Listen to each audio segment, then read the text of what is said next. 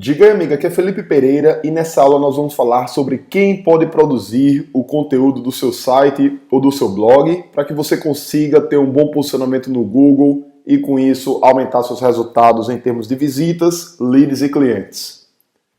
Bom, o primeiro objetivo dessa aula é conhecer aspectos relacionados à produção de conteúdo. E o segundo é conhecer as alternativas de quem pode produzir o conteúdo. Quais são as vantagens e desvantagens de cada uma dessas alternativas e como implementar cada uma delas passo a passo. Bom, então já discutimos em aulas anteriores que conteúdo é o ponto central do SEO.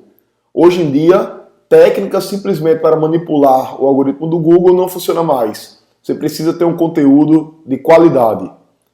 Cada página do seu site, também já falamos sobre isso em outra aula, deve focar em uma palavra-chave específica. E por conta disso, quanto mais artigos você tiver no seu blog, quanto mais páginas você tiver no seu site, maior tende a ser o seu tráfego. Por quê? Porque você vai conseguir fazer um artigo para cada palavra-chave. E com isso você vai conseguir atacar várias palavras-chave diferentes e seu tráfego vai sempre aumentar. Por conta disso, você precisa ter pessoas definidas para produzir o seu conteúdo. Esse conteúdo pode ser em texto e ele vai ser redigido por alguém. Podem ser imagens. Essas imagens é importante que elas sejam criadas por alguém da sua equipe ou que elas sejam adquiridas em um banco de imagens. Ou pode ser um vídeo. E esse vídeo ele também pode ser produzido por você ou por alguém da sua equipe ou buscados no YouTube, no Vimeo, etc. e embedados dentro do seu site, dentro do seu blog. Bom, quem pode produzir o conteúdo? De modo geral, você tem 4 alternativas. Ou você produz, ou você tem uma equipe própria sua que produz, ou você vai terceirizar isso com um freelancer, de repente, com alguma empresa, ou você vai chamar algum colaborador voluntário. Tá? Então, são 4 alternativas aqui que nós vamos discutir ao longo dessa aula. Primeira opção é você mesmo produzir o conteúdo do seu site ou do seu blog. As principais vantagens dessa alternativa é você ter um controle da qualidade do conteúdo, porque você mesmo está produzindo o conteúdo, você sabe se o conteúdo está bom ou se o conteúdo não está tão bom. E outra vantagem é a economia de recursos financeiros. Você não precisa investir para pagar ninguém para produzir esse conteúdo para você, utilizando essa primeira alternativa. Desvantagens, você vai perder tempo com isso, você vai dedicar recursos que você poderia estar investindo em outra atividade e você vai precisar de competências relacionadas à produção de conteúdo para blogs. Você precisa entender um pouco de SEO, precisa entender um pouco de redação e assim por diante. Qual o passo a passo para implementar conteúdo você mesmo? Primeiro ponto, analisar a viabilidade.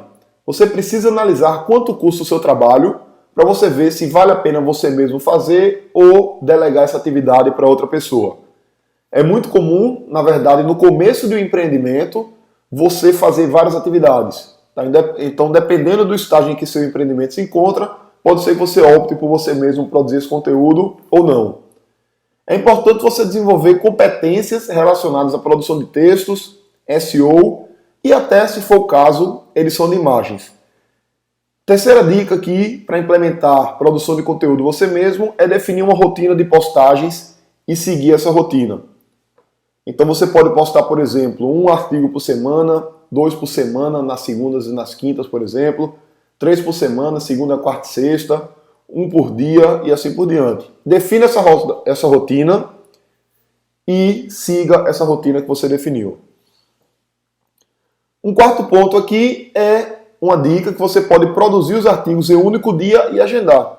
Ou seja, você pode pegar, por exemplo, um sábado, pode pegar um domingo, pode pegar um dia de semana.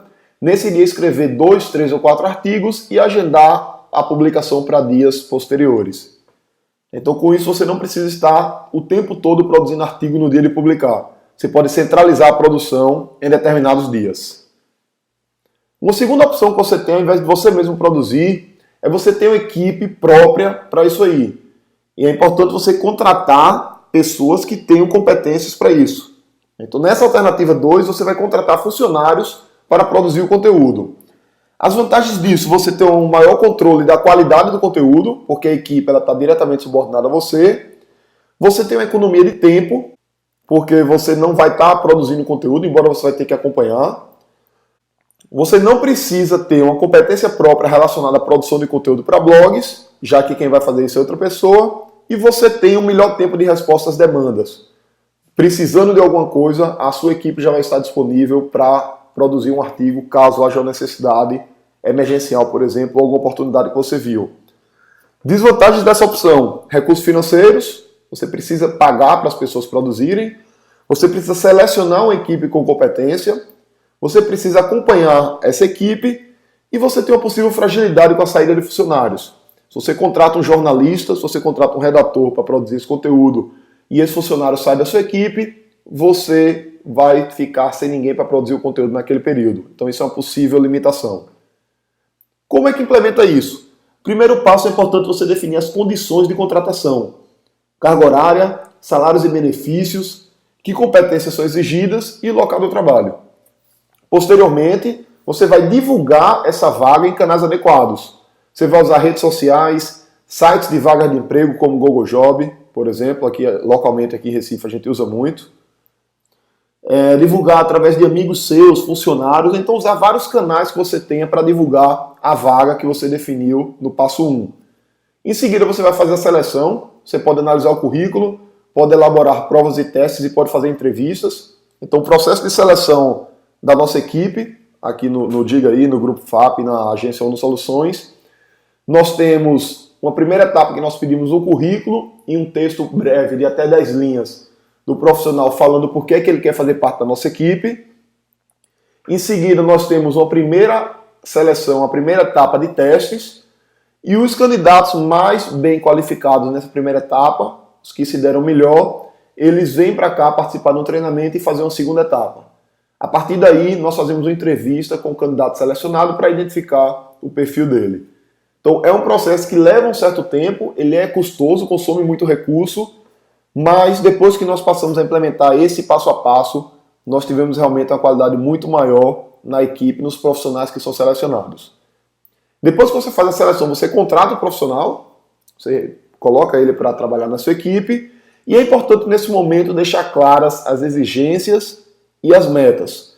No início, você vai acompanhar de perto o trabalho dele, já que você não conhece, você tem que estar ali delegando e acompanhando, e posteriormente você vai acompanhar mais as metas e fazer verificações periódicas da qualidade dos posts.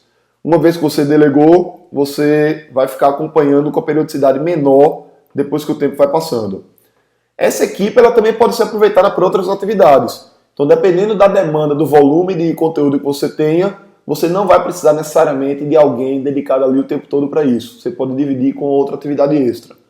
Outro ponto é que esse profissional ele pode ser ou um funcionário ou pode ser também um estagiário que vai atuar na sua equipe até 6 horas por dia. Outra alternativa é você contratar freelancer para a produção de conteúdo. Além de freelancer, também existem empresas que trabalham com essa modalidade de contratação, com esse tipo de serviço, na verdade. Isso aí te dá algumas vantagens. Primeiro, economia de tempo. Você não precisa ficar produzindo conteúdo.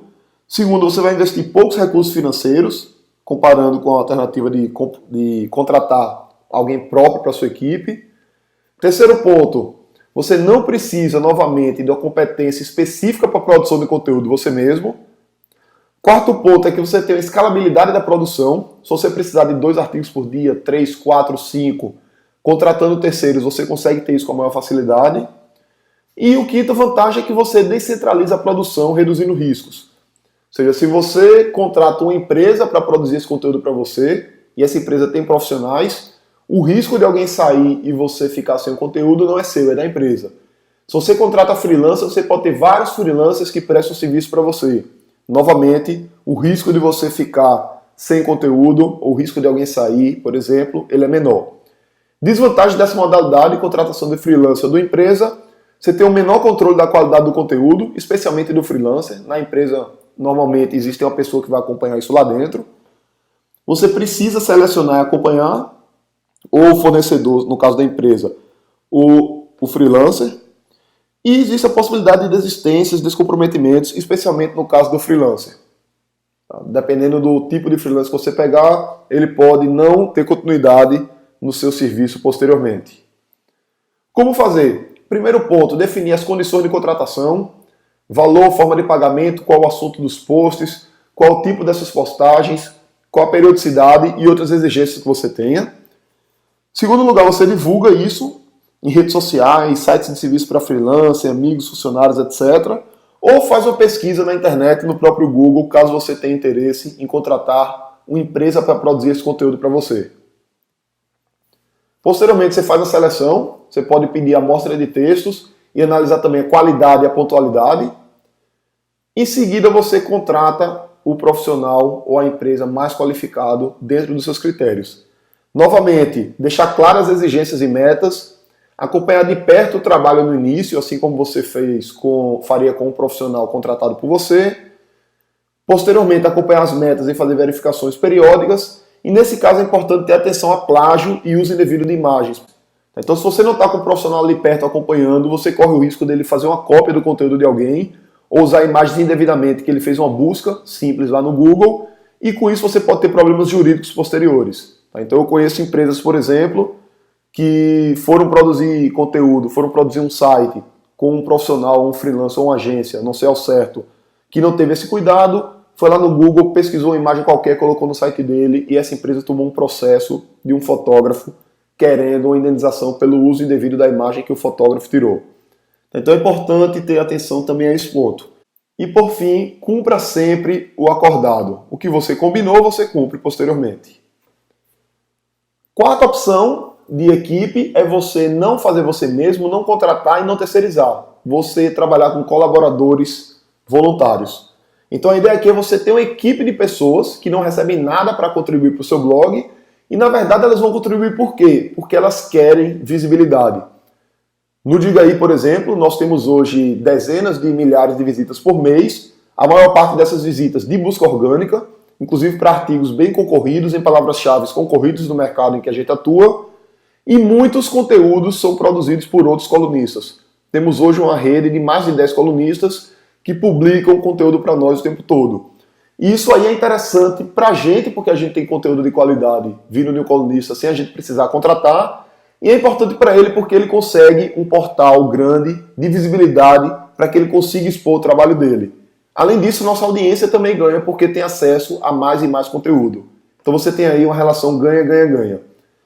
Possíveis colaboradores são professores, são estudantes, são profissionais. Você pode procurar amigos e colegas de trabalho seus para que eles venham ingressar dentro da equipe de colaboradores do seu blog.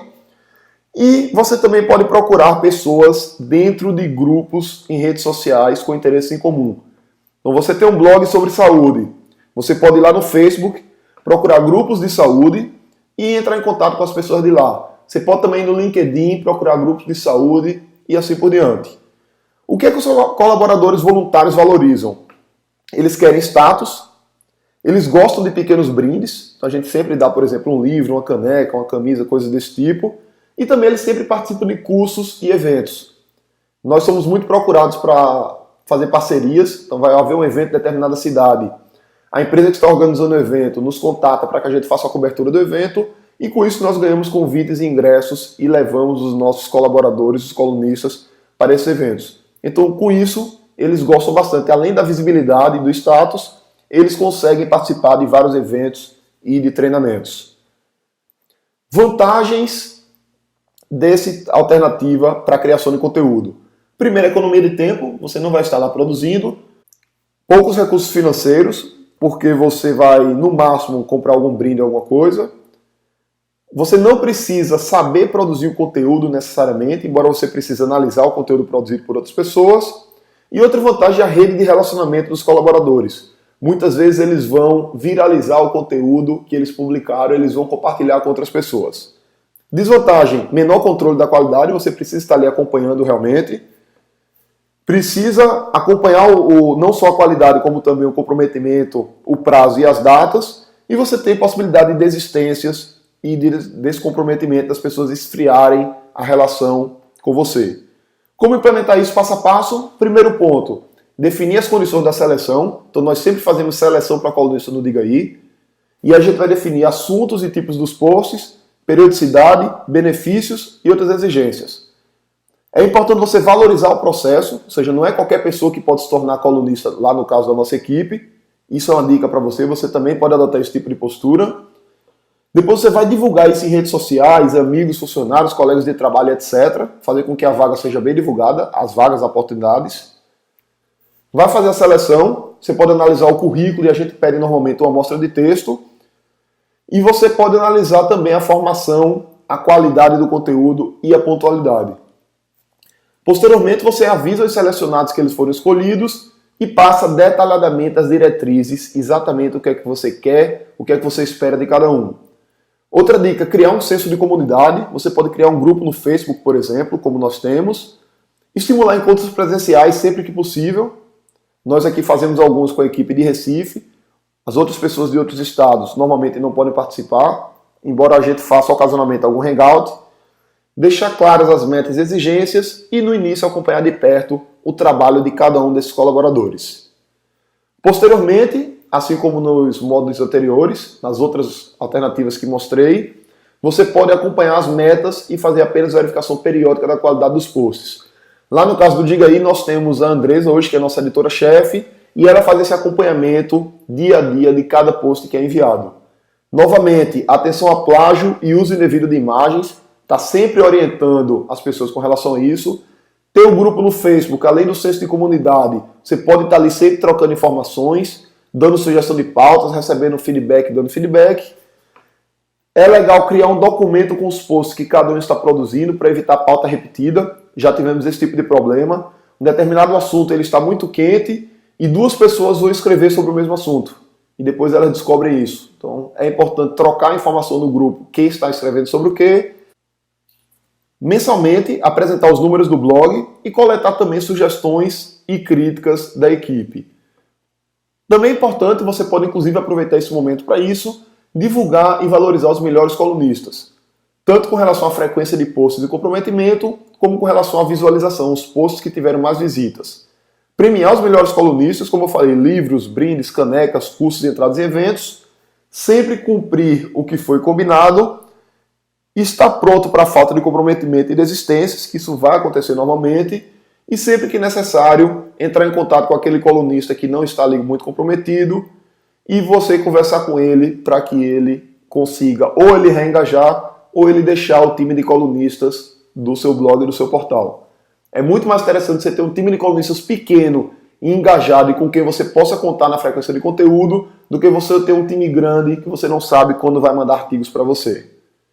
Então, resumindo, nessa aula nós discutimos aspectos relacionados à produção de conteúdo e vimos várias alternativas que você pode ter. Você pode produzir o conteúdo você mesmo, pode contratar um funcionário, pode terceirizar com um freelancer ou com empresa e você pode também ter uma equipe de voluntários como colunistas do seu blog ou do seu portal. Vimos que cada uma dessas alternativas tem vantagens e desvantagens. E aí você tem que analisar cada uma delas para verificar o que funciona melhor para você. No meu caso aqui no Diga Aí, eu tenho uma equipe interna que produz alguns artigos, eu também produzo artigos ocasionalmente e temos a equipe de colunistas. Então temos aí 3 tipos de fonte de artigos diferentes. Então é isso aí, um grande abraço e até a próxima aula.